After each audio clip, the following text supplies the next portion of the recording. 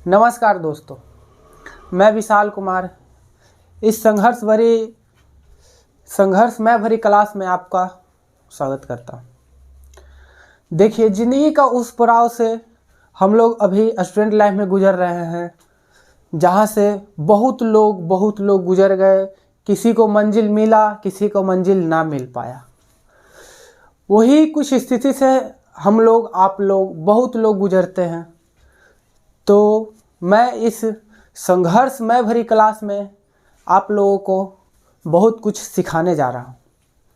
जहाँ तक देखिए, आप लोग को जो भी कॉम्पिटिटिव एग्ज़ाम हो, जैसे दरोगा हो गया, रेलवे हो गया,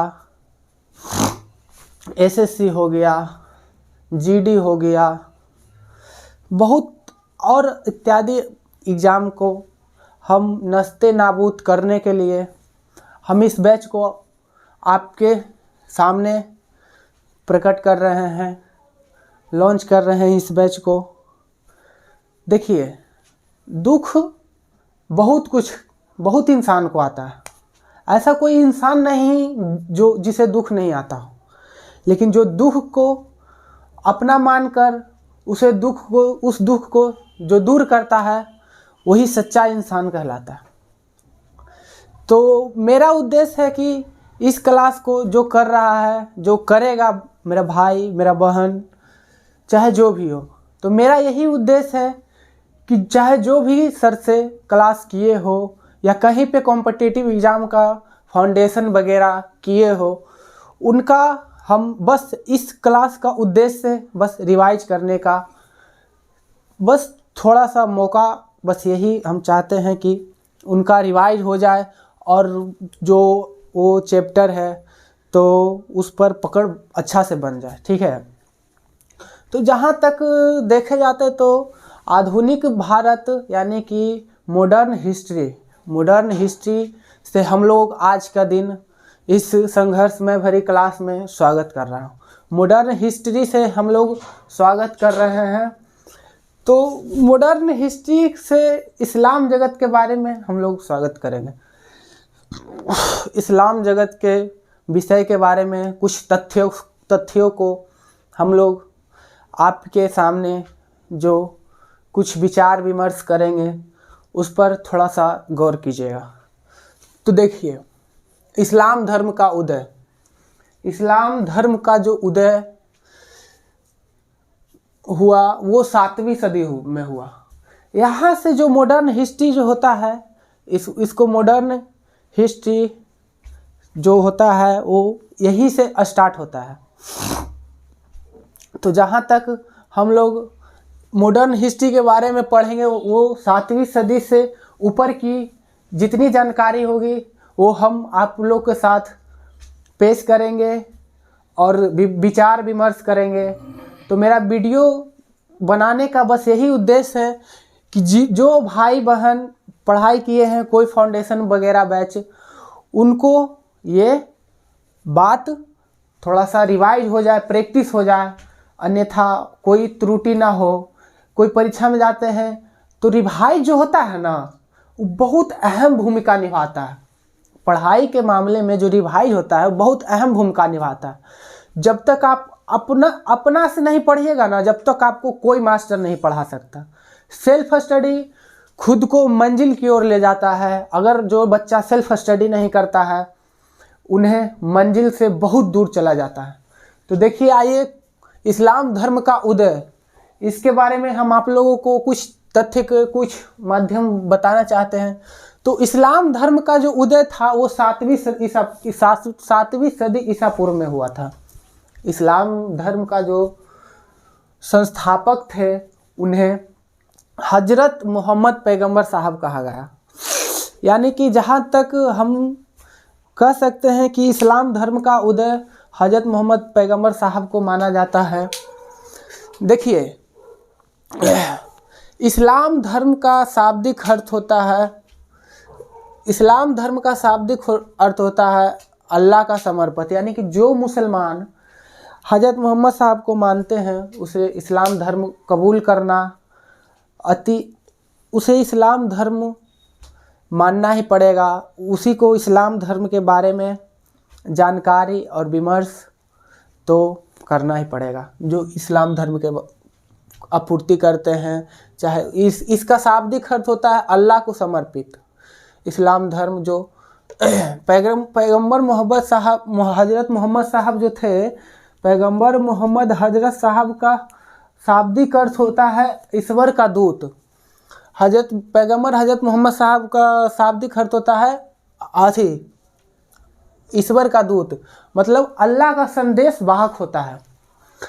तो हजरत मोहम्मद पैगंबर साहब का जन्म मात्र 570 ईसा पूर्व में हुआ था। हजरत मोहम्मद साहब पैगंबर का जन्म मात्र 570 ईसा पूर्व में हुआ था। मतलब जहाँ तक देखा जाए तो हजरत मोहम्मद साहब ने मुसलमानों के लिए, जिसे कुरान कहते हैं, मुसलमान का धर्म पवित्र अथी है। जैसे हम लोग का धर्म का है भागवत गीता है और रामायण है, उसी मुसलमान धर्म का लोगों को जो पवित्र ग्रंथ है उसे कुरान कहा गया। देखिए हजरत मोहम्मद साहब जो थे वो अपने अनुयायियों को 5 बातों को पालन करना सिखाया, पालन करने को कहा। जो मोहम्मद हजरत साहब है वो अपने अनुयायियों को 5 बातों को पालन करना सिखाया। इससे पहले हम आपको हजरत मोहम्मद साहब के बारे में बहुत जानकारी पूर्वक, विस्तार पूर्वक आपको जानकारी देते हैं। देखिए हजरत मोहम्मद साहब का जन्म 570 ईसा पूर्व में हुआ। कहाँ हुआ? तो हजरत मोहम्मद साहब का जन्म सऊदी अरब में हुआ। सऊदी अरब तो आप लोग अच्छा से वाकिफ़ हो, जहाँ बुर्ज खलीफा है, वहाँ बहुत अमीर लोग रहते हैं। चलिए वो टॉपिक पे हम लोग नहीं आते। तो सऊदी अरब में मक्का मदीना नामक 2 स्थल है। देखिए मक्का अलग है, मदीना अलग है। जो मक्का है वो अलग है, तो ठीक है।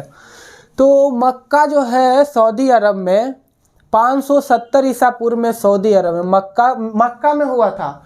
और मक्का में भी कुरैशी नामक स्थान पर हुआ। कबीला जो कहता है, कबीला नहीं, आप लोग देखिए कबीला जो होता है वो घोड़ा उड़ा बांधने का जो प्रक्रिया होता है, जहाँ लोग वास करते हैं, उसी को ना कबीला कहा गया। मतलब जानवर उनवर सब कुछ अपना रहन पोषण किए, वही कुरैशी नामक कबीला में हुआ। तो इनका पिता का नाम अब्दुल्ला था। जो हजरत मोहम्मद साहब थे, इनका पिता का नाम अब्दुल्ला था और इनका माता अनीना थी। इनका माता जो थी अनीना थी। और इनका जो हजरत मोहम्मद साहब थे, इनका पिता का निधन जब हजरत मोहम्मद साहब जन्म लिए थे उसी टाइम इनका पिता का निधन हो गया। आप लोग को तो पता ही होगा कि एक बाप को एक बेटे के सर पर हाथ रखने से कितना हौसला बढ़ता है, कितना जुनून बढ़ता है। और उस समय का बात है जिस टाइम हजरत मोहम्मद साहब का जो पिता थे उनका मृत्यु हो गया था। यानी कि जहाँ तक हम लोग सोच समझे तो इनका जीवन जो था काफ़ी कष्टमय गुजरा। ठीक है, हजरत मोहम्मद साहब का जीवन जो था काफ़ी कष्टमय गुजरा। और जहाँ तक हजरत मोहम्मद साहब अपने जीवन का कष्टमय कुछ विचार, कुछ सोच करके इन्होंने इस्लाम धर्म को जो स्थापना की उन्हें, और हजरत मोहम्मद साहब जो 5 बातों का पालन करने कहा मुसलमानों को, वो उसमें था पहला जो था प्रतिदिन 5 बार नमाज अदा करना। जो मुस्लिम प्रतिदिन 5 बार नमाज अदा करता है वही सच्चा मुसलमान कहलाता है। दूसरा बात था कलमा पढ़ना। कलमा जो होता है ना, वो किसी के नाम से, जैसे कलमा जो पढ़ा है वो इल्तुतमिश पढ़े हैं। और बहुत सारे जो दिल्ली सल्तनत में जो शासन काल किए हैं, वो अपना शासन काल के दौरान जो जिन्हें बहुत अच्छा लगा वो इंसान उन्हीं को नाम से कलमा पढ़ा जाता है। कलमा पढ़ा जाता है मस्जिद में, किसी को नाम से पढ़ा जाता है। तीसरा जो है रोज़ा रखना, तीसरा हो रोज़ा रखना, रमज़ान के दिन में रोज़ा रखना, ठीक है। चौथा जो है हज यात्रा पर जाना, जो चौथा है हज यात्रा पर जाना, मतलब कहीं जाओ, कहीं भी घूमने वगैरह, जैसे आज के जनरेशन में मक्का मदीना, आजकल के मुसलमानों मक्का मदीना जाना बहुत अच्छा मानते हैं। तो वही हज़रत मोहम्मद साहब ने जो कहा था कि हज यात्रा पर जाना, वही जो देखिए हज यात्रा पर जाना, जो मुसलमान सऊदी अरब में कहीं मस्जिद, जैसे आज के मुसलमान जाते हैं सऊदी अरब हज यात्रा पर, वहाँ घूमने जाते हैं, वहाँ पूजा पाठ जो अपना धर्म के बारे में जानना चाहते हैं, वहाँ पे हज यात्रा पर, उसी को बोला गया है हज यात्रा पर जाना। तीसरा ज़कात नामक कर देना, ज़कात नामक कर देना।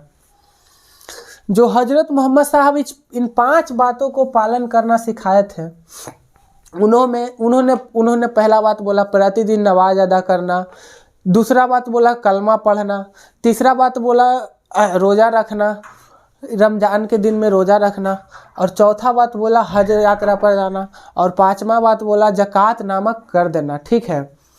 तो हजरत मोहम्मद साहब का जो जन्म हुआ मक्का में हुआ, हजरत मोहम्मद साहब का जो जन्म हुआ वो मक्का में हुआ। और हजरत मोहम्मद साहब जो मक्का जो अलग है, मदीना फिर अलग है। हजरत मोहम्मद साहब का जन्म मक्का में हुआ, जन्म जो हुआ मक्का में हुआ, लेकिन हजरत मोहम्मद साहब अपने जो इस्लाम धर्म के जो अपना प्रचार प्रसार करने गए, वह मदीना में गए, जो अपना प्रचार प्रसार करने गए वो मदीना में गए हजरत मोहम्मद साहब। तो हजरत मोहम्मद साहब देखिए, हजरत मोहम्मद साहब का पिता जो थे वो बचपन में ही चल बसे। माता थी अनीना जो थी उनका जीवन काफ़ी कष्टमय गुजरा। उनका विवाह मात्र 25 वर्ष की अवस्था में हो गया था। हजरत मोहम्मद साहब का जन्म जो हुआ था 570 ईसा पूर्व में, मात्र 25 वर्ष की अवस्था में उनका विवाह हो गया था। और विवाह वो ख्वाहिजा विधवा नामक महिला से हुआ था, और ये विधवा नामक महिला से हुआ था उनका विवाह। तो वो महिला एक व्यापारी थी, मतलब किसी भी सामान को, मतलब व्यापारी तो आप समझते हैं किसी भी सामान को बेचना खरीदना, वही व्यापारी का मूल कारण है। तो जहाँ तक हम यहाँ तक आप लोग को चर्चा किए हैं, और जन्म तो आप लोग जानते हैं 570 ईसा पूर्व में हुआ।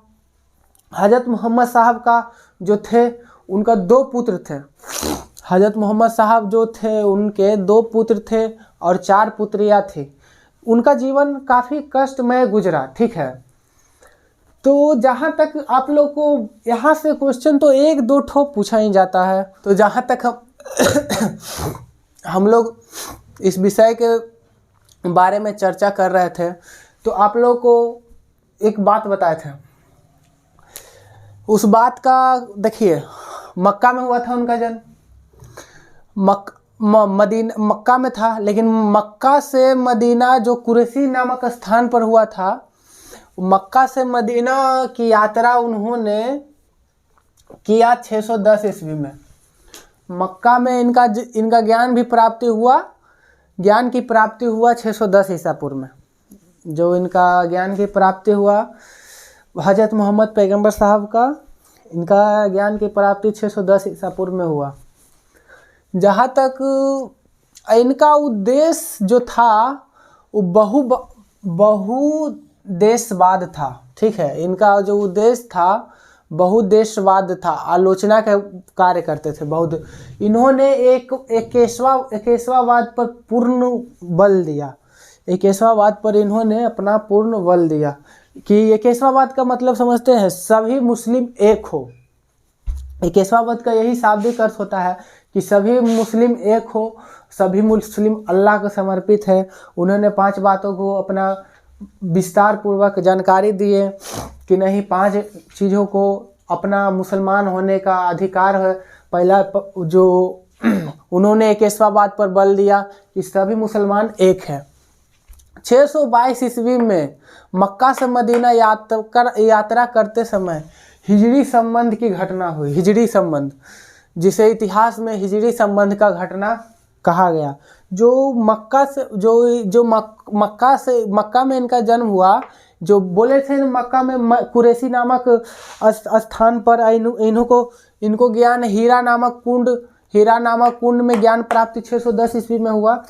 तो इन्होंने जो 610 से 622 ईस्वी तक मक्का से मदीना की यात्रा की, वही हिजरी संबंध कहलाए, वही हिजरी संबंध की घटना कहलाया। ठीक है, वही हिजरी संबंध की घटना कहलाया। मुगल बादशाह ने, जब आपको दिल्ली सल्तनत पढ़ाएंगे तो मुगल बादशाह ने हिजरी संबंध की घटना, मुगल बादशाह ने हिजरी संबंध का इलाही संबंध का शुरुआत कर दिया। मुगल बादशाह अकबर ने इलाही संबंध का शुरुआत कर दिया। अकबर ने इलाही संबंध का हिजरी संबंध का अंत किया, इलाही संबंध का शुरुआत कर दिया अकबर ने। वही शाहजहां ने पुनः इलाही संबंध का समाप्त कर दिया। इलाही संबंध जो था उनको समाप्त कर दिया। अकबर ने सबसे पहले इलाही संबंध, हिजरी संबंध था उसको समाप्त किया, तो उसके जगह पर इलाही संबंध स्थानांतरित किया। और जो था शाहजहां ने जो था वो इलाही संबंध को समाप्त कर दिया, फिर उसके जगह पर हिजरी संबंध स्थापित किया। देखिए, इन्होंने मक्का से मदीना की यात्रा करते समय कुछ अपना जो संघर्ष में संघर्ष जो किए, उन्होंने ये अपना कुछ, हजरत मोहम्मद साहब ने अपना कुछ युद्ध लड़ा, जो इस्लाम जगत में बहुत साबित हुआ कि इन्होंने युद्ध लड़े। जब ये अपना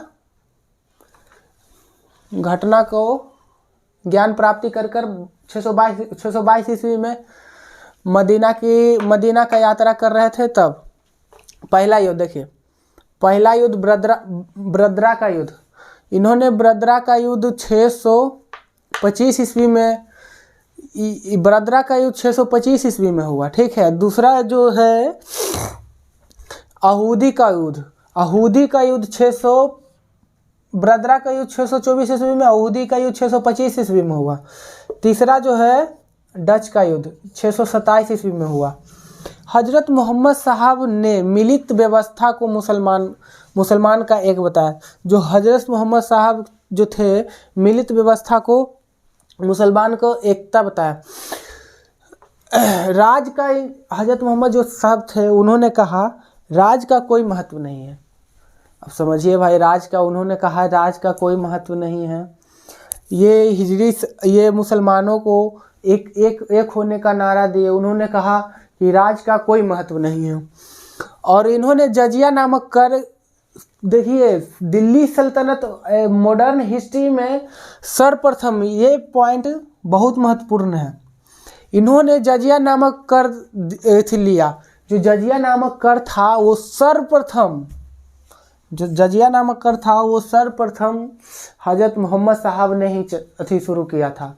जजिया नामक कर जो था वो गैर मुसलमानों से लिए जाने वाला धार्मिक कर था। गैर मुसलमानों को आप लोग नहीं समझे, जो गैर मुसलमान हैं, जैसे जो मुसलमान नहीं है, जैसे जो गैर मुसलमान, गैर मतलब हिंदू है, वही गैर मुसलमान कहलाए।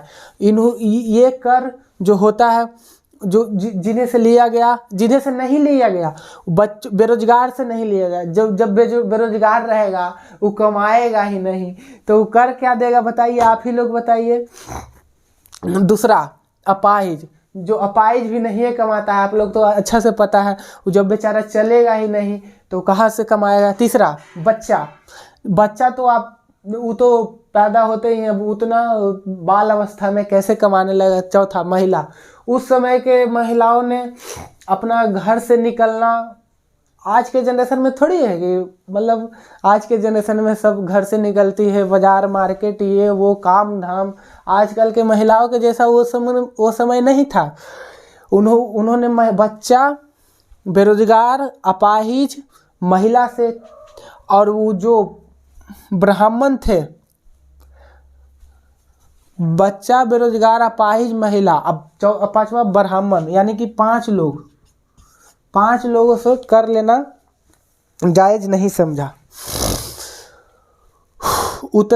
हजरत मोहम्मद साहब जो थे, हजरत मोहम्मद साहब का कोई उत्तराधिकारी नहीं था, हजरत मोहम्मद साहब का कोई उत्तराधिकारी नहीं था, हजरत मोहम्मद साहब का कोई उत्तराधिकारी नहीं था।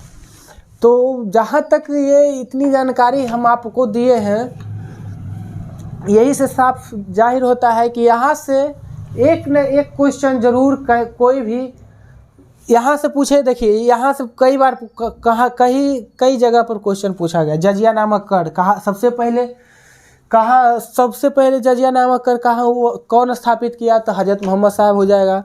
जजिया नामक कर किन किन लोगों से नहीं लिया जाता था? तो बेरोजगार, बच्चा, अपाहिज, महिला, चौथा पंडित, 5वां पंडित। जो हजरत मोहम्मद साहब है उनका कोई उत्तराधिकारी नहीं था।